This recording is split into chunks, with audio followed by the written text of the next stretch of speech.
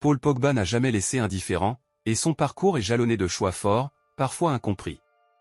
Lorsqu'il révèle que le Real Madrid l'a contacté, cette déclaration résonne comme un moment clé de sa carrière. Le club madrilène, symbole de prestige, de trophées et de légende, voyait en Pogba un profil capable de renforcer son milieu de terrain. À cette époque, le Français est au sommet de sa cote, champion du monde, leader technique et physique, convoité par les plus grands clubs européens. L'intérêt du Real n'est donc pas anodin, rejoindre la Maison Blanche aurait signifié entrer dans une autre dimension, jouer sous pression permanente, viser la Ligue des Champions chaque saison et inscrire son nom dans l'histoire du club le plus titré au monde. Pogba admet avoir sérieusement réfléchi à cette option, conscient de ce que cela représentait pour sa carrière et son image. Mais face à lui, une autre possibilité majeure se dessine, Manchester United. Deux géants, deux visions, deux trajectoires radicalement différentes. Ce moment marque le début d'un dilemme profond, où le rationnel et l'émotion commencent à s'opposer frontalement.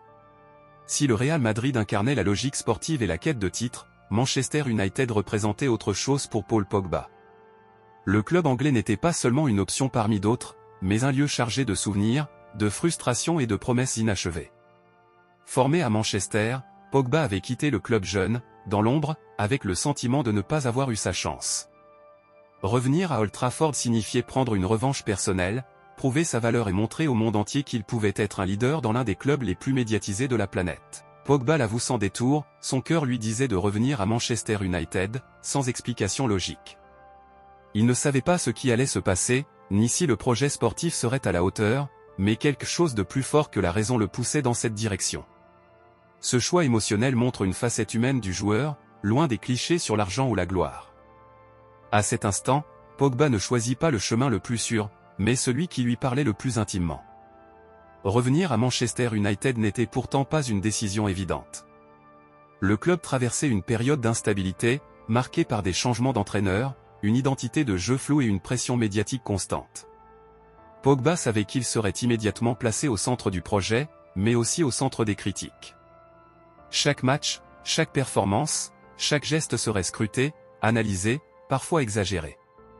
Contrairement au Real Madrid, où il aurait pu s'intégrer dans un collectif déjà rodé, Manchester United lui demandait d'être un symbole du renouveau. Pogba reconnaît qu'il ne savait pas ce qui allait se passer, ce qui rend son choix encore plus audacieux.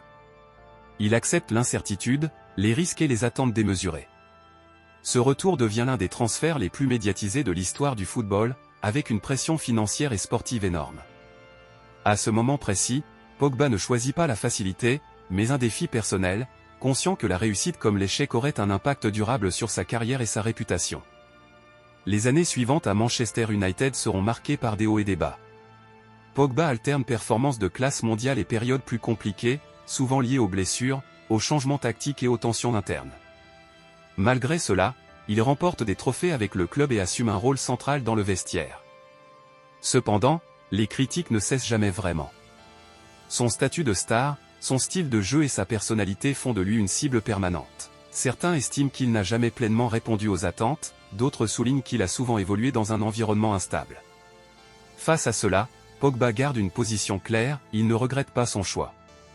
Pour lui, revenir à Manchester était une décision sincère, dictée par ses émotions et son histoire personnelle.